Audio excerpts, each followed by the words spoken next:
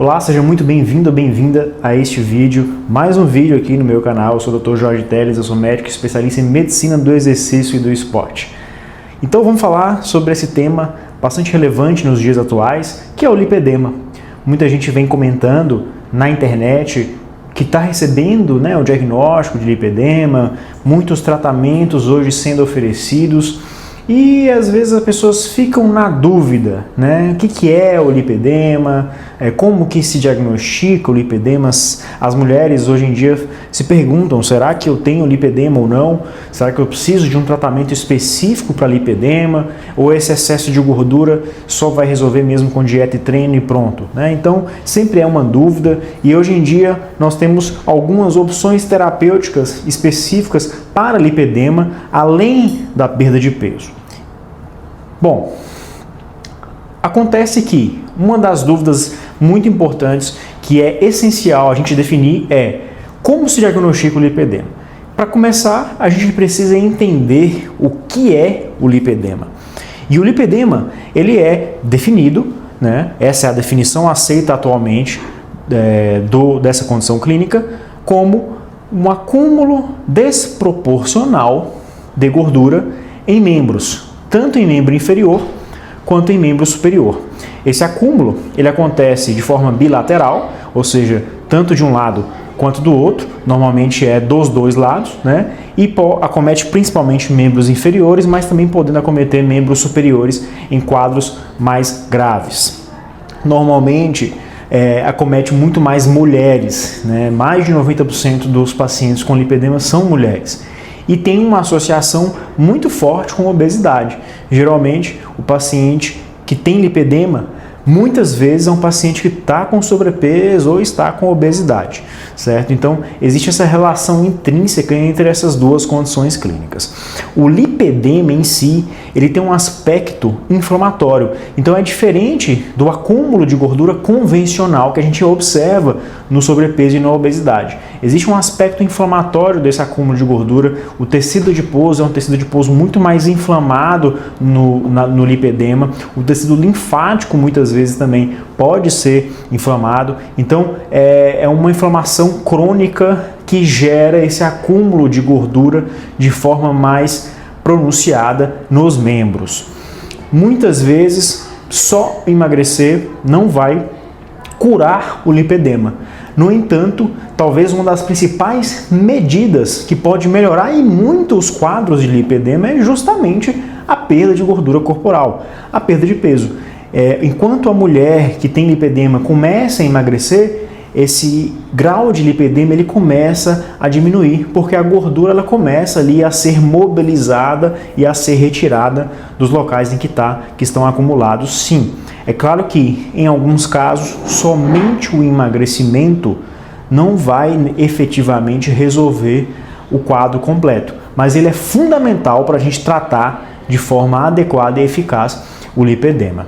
Além disso, existem outras medidas que podem ser utilizadas, como drenagem linfática, bota de compressão, enfim, existem algumas medidas e, eventualmente, aí, alguns ativos anti-inflamatórios têm baixo nível de evidência, mas eventualmente podem ser utilizados nesse contexto. Então, ativos como o Gimpilez muitas vezes acabam sendo empregados na tentativa de ter um efeito anti-inflamatório tecidual local. E em alguns casos mais avançados, a cirurgia, a lipoaspiração, está indicada, principalmente em mulheres com graus mais avançados de lipedema, grau 3, grau 4, e que tem muita sintomatologia, principalmente dor ou até dificuldade de locomoção em decorrência do grau de lipedema avançado. Acontece que os graus mais avançados, eles são muito óbvios, eles são muito mais fáceis de se diagnosticar. Entretanto, os graus mais leves de lipedema muitas vezes não são tão óbvios, não são tão simples de se diagnosticar.